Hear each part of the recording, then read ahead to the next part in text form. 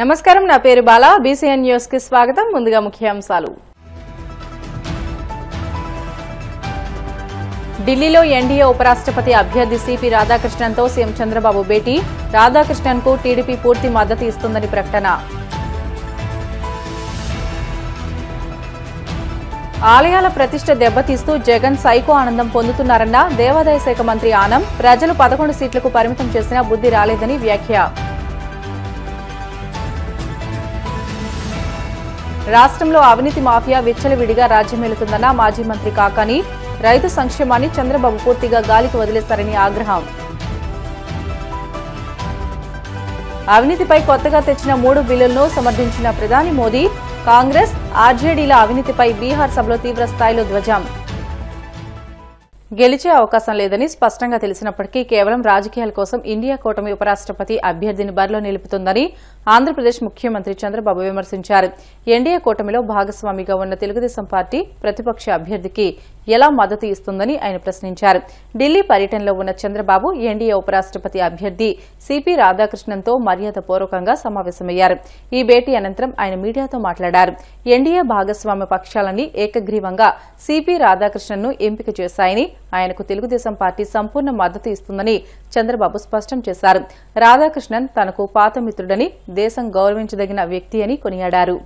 రాష్ట్రంలో హిందూ ధర్మాన్ని, దేవాలయాలను రాజకీయ ప్రయోజనాల కోసం వాడుకోవడం అత్యంత బాధాకరమని, వైసీపీ తమ వైఫల్యాలు, అవినీతిని కప్పిపుచ్చుకోవడానికి దేవుడిపై విష ప్రచారం చేస్తుందని దేవాదాయ శాఖ మంత్రి ఆనం రామనారాయణ రెడ్డి తీవ్రస్థాయిలో విరుచుకుపడ్డారు. మంగళగిరిలోని టీడీపీ కేంద్ర కార్యాలయంలో ఆయన మీడియాతో మాట్లాడారు. రాజకీయ లబ్ది కోసం ఆధ్యాత్మిక సంస్థల ప్రతిష్టను దెబ్బతీస్తూ వైసీపీ అధినేత జగన్ సైకో ఆనందం పొందుతున్నారని తీవ్రంగా ఆరోపించారు. చంద్రబాబు ముఖ్యమంత్రిగా బాధ్యతలు స్వీకరించిన నాటి నుంచి దేవాలయాల పవిత్రతను కాపాడమే లక్ష్యంగా కూటమి ప్రభుత్వం పనిచేస్తుందని ఆనంద్ స్పష్టం చేశారు. ఒక ప్రత్యేకమైన పరిస్థితుల్లో ఈ రాష్ట్రంలో అనుకోని విధంగా భగవంతుణ్ణి, అలాగే హిందూ ధర్మాన్ని, ఆచారాలను రాజకీయ వైకుంఠపాళిలోకి లాగేటువంటి ప్రతిపక్షం ఈ రాష్ట్రంలో ఉండడం బాధాకరం. ఈ విషయాలపైన మాట్లాడాల్సి రావడం కూడా బాధను కలిగిస్తూ ఉంది. గడిచిన సంవత్సరం రోజులుగా కూటమి నాయకత్వం, తెలుగుదేశం పార్టీ జాతీయ అధ్యక్షులు, రాష్ట్ర ముఖ్యమంత్రిగా శ్రీ నారా చంద్రబాబు నాయుడు గారు వచ్చాక అనేక విధాల రాష్ట్రంలో గతంలో జరిగినటువంటి దుర్మార్గపు పరిపాలన నుంచి రాష్ట్రాన్ని, ప్రభుత్వాన్ని, ప్రజలని కాపాడడంతో భగవత్ ఆలయాలను కూడా ప్రక్షాళన చేయాలి అనేటువంటి ఆయన నిర్ణయం. మొట్టమొదటగా తిరుమల శ్రీ వెంకటేశ్వర స్వామి ఆశీస్సులు తీసుకుని పరిపాలనకు వచ్చే రోజే ఆయన సనాతన ధర్మాలని, ఆచారాలని కాపాడుతాము, హిందూ ధర్మాలతో పాటు అన్ని మతస్థులను కూడా గౌరవిస్తాం మేము అని చెప్పేటువంటి కార్యక్రమం చేశాం. కానీ దురదృష్టం ఏంటంటే ఇవాళ ఉన్నటువంటి రాష్ట్రంలో ప్రతిపక్ష హోదా కూడా లేనటువంటి ప్రతిపక్షం ఈ రాష్ట్రంలో ఉంది. ప్రతిపక్ష హోదాకి అర్హత రానటువంటి నాయకుడు ఇవాళ నేను ప్రతిపక్ష నాయకుడిని అంటాడు. హిందూ మతం మీద నీకు గౌరవం లేకపోవచ్చు, కానీ హిందువులను అందరినీ అవమానపరిచే విధంగా, హిందువులు నిరంతరం ఆరాధించేటువంటి ఆలయాల మీద నీ రాజకీయ క్రీడని నడపాలని చూసేటువంటి నీ విధానం ఇవాళ బాధాకరంగా ఉంది. ఇప్పటికి అనేక దఫాలుగా మీరు చేసినటువంటి నింద ఆరోపణల్లో కేవలం దేవాలయాల మీద, దేవాదాయ శాఖ పైన, దేవాలయ పాలక మండళ్ల మీద నిరంతరం మీరు విమర్శలు కొనసాగిస్తూనే ఉన్నారు. మరొక ఆలోచన చేయడం లేదు. ఎందుకంటే ఈ రాష్ట్రంలో అన్ని విధాల ఆధ్యాత్మికమైనటువంటి ఈ ఆలయాల పట్ల ముఖ్యంగా హిందువులు నిరంతరం కొలిచేటువంటి దేవుళ్ళ పట్ల, దేవాలయాల పట్ల, ఆ యొక్క ఆగమ శాస్త్రాల పట్ల ఇవాళ ఈ ప్రభుత్వం ప్రత్యేక దృష్టి సారించింది. ఇది ప్రతి ఒక్కరూ గమనించారు. రాష్ట్ర ప్రజలందరూ చాలా గొప్పగా ఇవాళ ఈ ప్రభుత్వాన్ని మాట్లాడుతూ ఉన్నారు. ఇంత ఆధ్యాత్మికతని పెంపొందించేటువంటి, హిందుత్వాన్ని ప్రచారం చేసేటువంటి, సనాతన ధర్మాలు ఆచారాలకు కట్టుబడినటువంటి విధానాలు గత ప్రభుత్వంలో లేవు. ఈ ప్రభుత్వంలో ఇప్పటికే ప్రారంభించి తొలి 9 మాసాల్లోనే అనేక విధాలుగా ఆలయాలను ప్రక్షాళన చేసినటువంటి ప్రభుత్వం ఇది. నాయకుడిగా ముఖ్యమంత్రి చంద్రబాబు నాయుడు గారిని ఇవాళ ప్రతి ఒక్కరూ కూడా గుర్తు చేసుకునేటువంటి. కూటమి పాలనలో రాష్ట్రంలో అవినీతి మాఫియా విచ్చలవిడిగా రాజ్యమేలుతుందని మాజీ మంత్రి కాకాని గోవర్ధన్ రెడ్డి ఆగ్రహం వ్యక్తం చేశారు. తాడేపల్లి వైసీపీ కేంద్ర కార్యాలయంలో ఆయన మీడియాతో మాట్లాడుతూ ప్రజలను ఏ విధంగా దోచుకుని అవినీతి సంపాదన కూడబెట్టుకుందామన్న ఆలోచన తప్ప ఈ ప్రభుత్వానికి రైతుల కష్టాలు, వారి సంక్షేమం గురించి ఆలోచించే తీరిక లేదని మండిపడ్డారు. ఒకవైపు భారీ వర్షాలు, మరోవైపు కరువుతో అన్నదాతలు అగచాట్లు పడుతుంటే వారిని ఆదుకోవడానికి నిర్దిష్టమైన కార్యాచరణ లేదని తీవ్రంగా ఆక్షేపించారు. రైతులు అనేక రకాలైనటువంటి ఇబ్బందులు పడుతుంటే ఈ రాష్ట్రానికి రైతుల గురించి ఆలోచన చేసేటువంటి ముఖ్యమంత్రి ఉన్నాడా? అసలు వ్యవసాయ శాఖ మంత్రి ఉన్నాడా? ఒక శాఖను నిర్వహిస్తున్నాడా? అసలు ఈ రాష్ట్రంలో వ్యవసాయ శాఖ అనేటువంటిది పనిచేస్తుందా ఈ ప్రభుత్వంలో? ఇవన్నీ కూడా ప్రజలకి, రైతులకి ప్రధానంగా వచ్చేటువంటి అనేక అనుమానాలు. ఈరోజు చూస్తే పంటలకి గిట్టుబాటు ధర లేదు అని చెప్పి మిర్చి దగ్గర నుంచి, మామిడి దగ్గర నుంచి, ప్రత్తి దగ్గర నుంచి, పొగాకు దగ్గర నుంచి, కోకో దగ్గర నుంచి, బొప్పాయి దగ్గర నుంచి ప్రతి పంటకి ఈ రోజు పంటకి గిట్టుబాటు, వరి అయితే వదిలేశారు, గాలికి వదిలేశారు. మిగతా పంటలకు సంబంధించి ఎక్కడా కూడా గిట్టుబాటు ధర లేదు అంటే కనీసం స్టేట్మెంట్లు ఇవ్వడం, కొన్ని పత్రికల్లో, అనుకూలమైనటువంటి పత్రికల్లో ఆహా ఓహో ఏదో జరిగిపోయిందనేటువంటి భ్రమలు కల్పించడం తప్ప ఎక్కడైనా ఈ ప్రభుత్వం రైతుల గురించి పట్టించుకుని రైతులను ఆదుకున్నటువంటి పరిస్థితి కనిపిస్తుందా? గిట్టుబాటు ధర కల్పించాలనేటువంటి ఆలోచన ఎక్కడైనా ఈ ప్రభుత్వానికి, ముఖ్యమంత్రికి ఎప్పుడైనా అనిపించిందా అనేటువంటిది ఈరోజు ప్రధానంగా రైతులు ప్రశ్నిస్తున్నటువంటి అంశం. కరువు వచ్చింది, వర్షం వచ్చింది, ఒక పక్క అతివృష్టి, అనావృష్టి, ఎక్కడ ఉలుకు పలుకులేదు. అసలు ఏమి జరిగింది అనేటువంటిది కానీ, ఎక్కడ ఎంత పంట నష్టం జరిగింది, ఏ విధంగా రైతులను ఆడుకోవాలనేటువంటి ఆలోచన కానీ లేదు. కొన్ని దగ్గరలో వర్షాభావ పరిస్థితుల్లో రైతులు పంట దెబ్బతిన్నటువంటి పరిస్థితుల్లో వాడిని ఏ విధంగా అండగా నిలవాలనేటువంటి ఆలోచన కానీ, ఒక సమీక్ష కానీ, దాని మీద ఫలితాలు కానీ, ఏ విధంగా రైతును ఆదుకోవడానికి ఉన్నటువంటి యాక్షన్ ప్లాన్ కానీ, ప్రత్యామ్నాయ ప్రణాళికలు కానీ ఏమీ లేకుండా, ఏమీ పట్టించుకోకుండా ఎప్పుడో ఒకసారి ఒక సమావేశం పెట్టి రైతుల గురించి బ్రహ్మాండంగా మాట్లాడడం, పోగొట్టడం, వెళ్లిపోవడం, అనుకూలమైనటువంటి మీడియాలో, పత్రికలో రాయించుకోవడం తప్ప రైతుల గురించి ఈ ప్రభుత్వం కనీసం సమీక్షించేటువంటి పరిస్థితులు కూడా లేకపోవడం అనేటువంటిది దుర్మార్గం అనేటువంటి విషయం.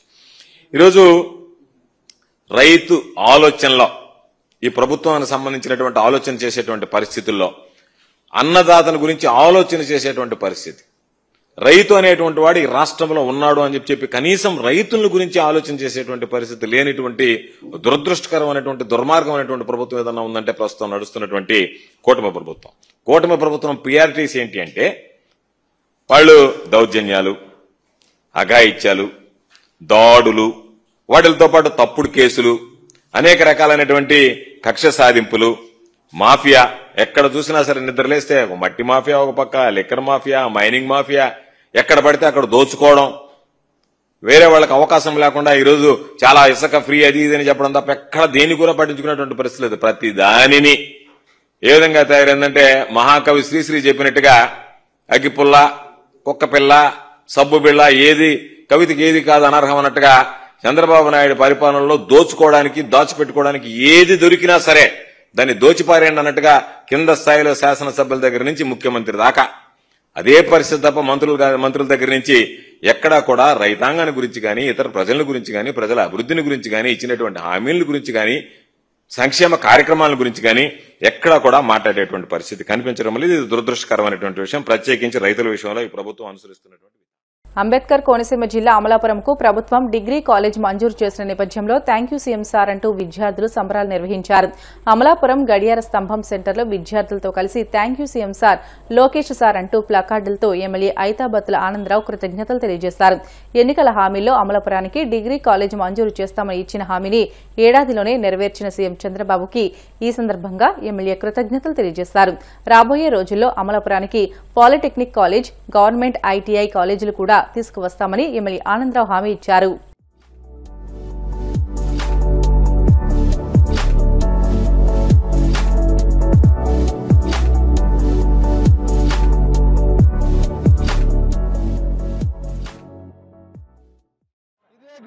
సెంటర్లో 2024 ఎన్నికల ప్రచారంలో ప్రీతం ముఖ్యమంత్రి నారా చంద్రబాబు నాయుడు గారు అమలాపురానికి ప్రభుత్వ డిగ్రీ కాలేజీ మంజూరు చేస్తామని హామీ ఇచ్చి సంవత్సరం తిరగకుండానే హామీని నెరవేర్చి ఈరోజు అమలాపురం యొక్క పేద విద్యార్థులను దృష్టిలో పెట్టుకుని అమలాపురం, ముమ్మడివరం, గన్నవరం 3 నియోజకవర్గాలకు సంబంధించి అమలాపురం హెడ్ క్వార్టర్లో ప్రభుత్వ డిగ్రీ కాలేజీ మంజూరు చేసినందుకు చంద్రబాబు నాయుడు గారికి, విద్యాశాఖ మంత్రులు లోకేష్ బాబు గారికి అమలాపురం అసెంబ్లీ నియోజక తరఫున కృతజ్ఞతలు తెలియజేసుకుంటూ, ధన్యవాదాలు తెలియజేసుకుంటూ, హృదయపూర్వకంగా నమస్కరిస్తూ, సార్ మీరు ఇచ్చినటువంటి కాలేజీ అమలాపురంలో వేలాది మంది పిల్లలు 3 నియోజకవర్గాల నుంచి చదువుకుని భవిష్యత్తులో పేద పిల్లలందరూ కూడా ఇంటర్మీడియట్ తర్వాత విద్యాపేయకుండా ముందుకెళ్తారని దీనికి సంబంధించి మీకు మరొకసారి హృదయపూర్వకంగా ధన్యవాదాలు తెలుసుకుంటూ సత్యసుకున్నాను. జై చంద్రబాబు నాయుడు, చంద్రబాబు నాయకత్వం, చంద్రబాబు నాయకత్వం,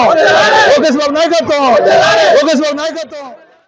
వరకు డిగ్రీ కాలేజ్ లేదు. మేము చాలా కష్టపడి ప్రైవేట్ డిగ్రీ కాలేజ్లో చదివాము.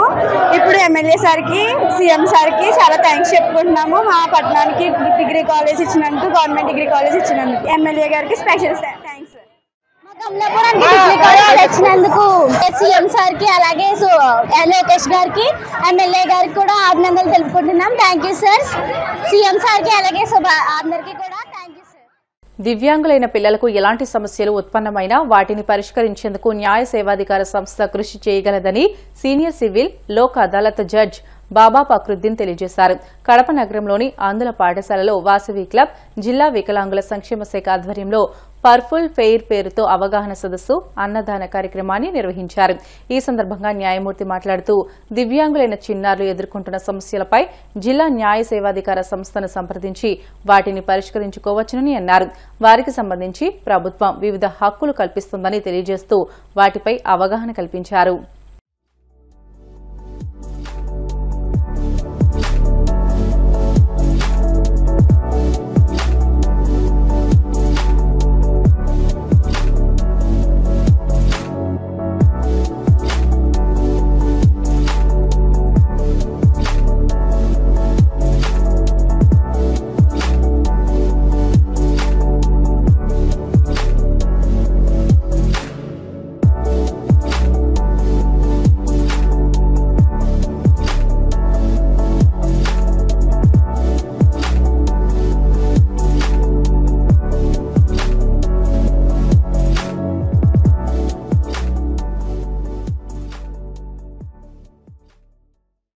ఫెయిర్ 2025ని డిజబుల్ డిపార్ట్మెంట్ ఏడీ గారికి నిర్వహించారు కలెక్టర్ గారి ఆదేశాలతో. ఈ డిజబుల్డ్ చిల్డ్రన్ కోసము honourable national legal service authority వారు లాంచ్ చేసిండే మనోన్యాయ్, ఆ తర్వాత LSUC గురించి కూడా నేను ఇక్కడ ప్రజలకి అవేర్నెస్ కల్పించాలని, అదేవిధంగా డిస్ట్రిక్ట్ లీగల్ సర్వీస్ అథారిటీని అప్రోచ్ అయితే కనుక ఈ పిల్లలు కావాల్సి ఏమన్నా సమస్యలు వచ్చినా మేము తీర్చగలమని చెప్పేందుకోసము ఇక్కడికి వచ్చేసాను.